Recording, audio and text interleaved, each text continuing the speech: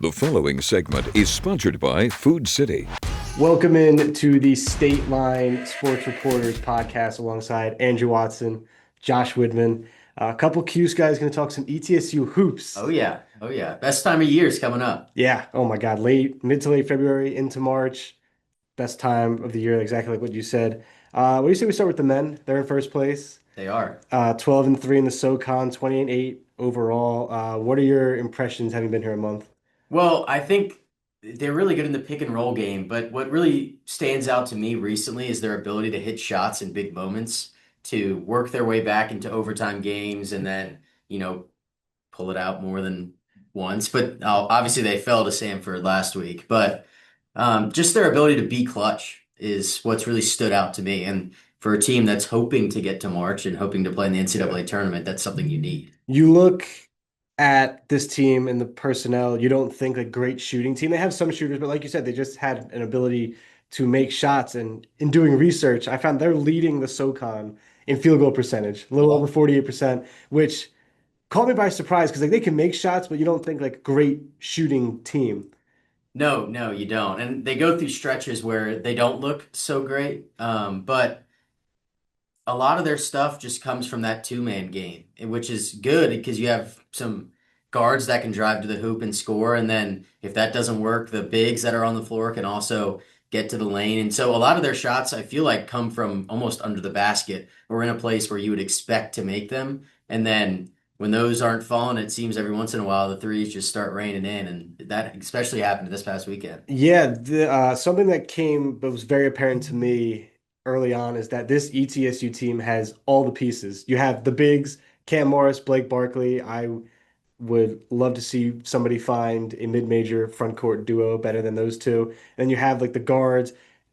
We've seen, I think, six different players have scored 20, and that's dangerous for a mid-major team in March. Yeah, it really is because once you get to that kind of one game, one and done type thing, if I think their line right now would be somewhere between the 14 and 15 seed if they were to make their way through the SoCon tournament and all that Yeah, stuff. Got to right. win a bunch of games to get there to start with, but there are some teams that would maybe match up on that three line or two line that you would think if you have the depth, you'd be able to compete, which is exciting. And that's what, like, if ETSU is able to get through the SoCon, which is not a given, Nope.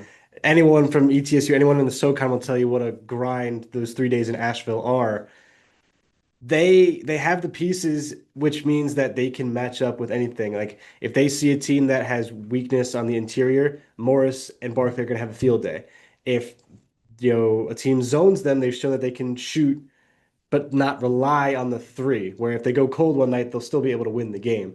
If I was a three or a two and I drew ETSU, I would. They're not a typical 15 seed, I would Yeah. say. Yeah. I think when I see them at the 15 line, I'm almost surprised. Oh yeah, Because when you just look at some of the wins they've had recently, I mean, big road wins in conference against teams that have proven themselves to be competitive against some Power Five programs earlier in the year, and they don't seem to get the respect from it because maybe one or two of their losses haven't been the best. right. But still, with the depth and the ability to hit some shots in clutch moments, I think they could be a scary team that a two seed or a three seed or a four seed could be maybe looking forward to the next game, and Yeah. then you face the Bucks, and it's tough for you. And then we haven't even talked about their defense yet, which is like the calling card of the program. Brooks Savage would be upset with us for not mentioning it at all. But I mean, their defense, when they lock in, and then they generate offense off of that defense. Again, like we keep saying it, but like they're dangerous. I would, if they win the rest of the way in the regular season, then of course make it through the SoCon tournament. I'd be surprised to see them at a 15 because SoCon teams in the past have flirted with the 14, 13. Mhm. And usually end up normally picking the SoCon team as one of my upsets. Like I had Samford over Kansas, didn't pan out. Chattanooga over Illinois a couple of years ago. Like the SoCon teams put up a fight, even if they don't win the game. They make that other team earn it in that first round game. Yeah, and that Samford game, whatever you want to say about it, they probably should have had a chance to win it there at Yes. the end. Ball was bouncing around, and they could have had it, but the Yep. whistle was blown. I don't know. That's just me because I picked Samford that year too. Yep. But Let's transition to the women's team now. The red hot ETSU Buck women, they're 7-4 in the SoCon after an 0-3 start. Yeah, they are. And they're playing really well. And once you start 0-3, it's kind of one of those things where you can either give up and pack it in, or you can completely flip the script. And the fact that they've done that isn't necessarily surprising, because the SoCon isn't one of those conferences that you look at and say, yes, there's a dominant team. Right. But it's an exciting time for Bucks basketball. Yeah, they've gotten some revenge over this current stretch. They've won 7 of their last 8, and it was always like right there. Like they weren't getting blown out in these losses. They were just a few baskets away, a few plays away here and there. Um, you know what you're gonna get. Having covered this team the entire way, there is a formula that they have, and if they can make enough shots, they can beat anybody in the conference. Yeah, it's about, for them, it's consistently playing a 40-minute basketball game. Yeah. There's times where they look like they could beat anybody in the conference, but then there's stretches where it gets a little bit tougher and the shots aren't falling and you can't really get the ball inside because they're playing you in a zone or something weird like that, where they don't look as solid.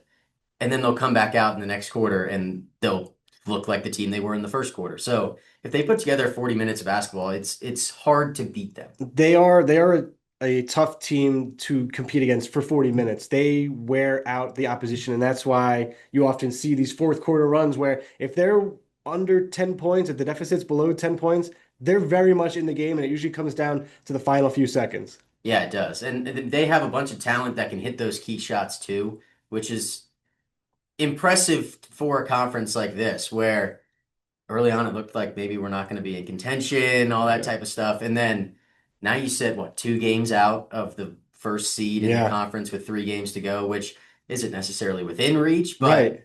if the It's chips fall, mathematically possible. yeah, if the chips fall the way they need to, there's a world where both ETSU teams are making runs in the SoCon tournament. Yeah, it could be a really successful week, which would be great after last year, both teams getting bounced in the first round, I believe. Yeah, like ETSU is just a game back of Furman in the win column, so a half game back in the standings overall. You talked about the different players that can hit shots. There's 4 players that average over 8, so it can really, like the men's team, it can come from anywhere. Yeah, depth is so important, especially when you get to a tournament game, even if it's just the SoCon tournament. If you have the depth, there's more people you have to worry about if you're the other team. It's not like, okay, let me key in here on one person, we'll stop them, and the game will be over in the first quarter. That's not how it is with this ETSU team. And what you see with some mid-majors, the difference in the ones that, at least in my estimation, that can pull the upset or that are just overmatched is they have one really, really good player who dominates through conference play, and then they get a little bit stiffer competition. They don't have as good of a game. The team gets blown out. That's not going to be a problem with either ETSU team because let's say that Anala Nelson or Daniel Lopez has the off night, then Megan Downing and Carmen Richardson could pick up the slack and they could lead the way in the offense and vice versa. And then same thing with the men. If one player's having an off night, they have 3, 4 other guys who can carry the load. Yeah, and when you see like big upsets in March, I feel like you do see like some teams have that one player that goes off, like Like the the CJ, Jack yeah, Golke the and CJ McCullum for Lehigh, but yeah. yeah. But depth is important if you want to stay in the game for 40 minutes and don't have to rely on somebody scoring 45 or hitting a 15 threes or something absolutely wild to stay in a game against a talented team. Yeah, it should be a very interesting final week plus of the SoCon regular season. I know we're going to sit down and chat again before the SoCon tournament starts. At least Yep. we'll plan to. And then we'll be in Asheville for the SoCon tournaments. And we hope that you will continue to watch us online, on TV, as we ride the wave with the ETSU Bucks as they head into March and hopefully get into the NCAA tournament. Thanks for watching. Sponsored by Food City.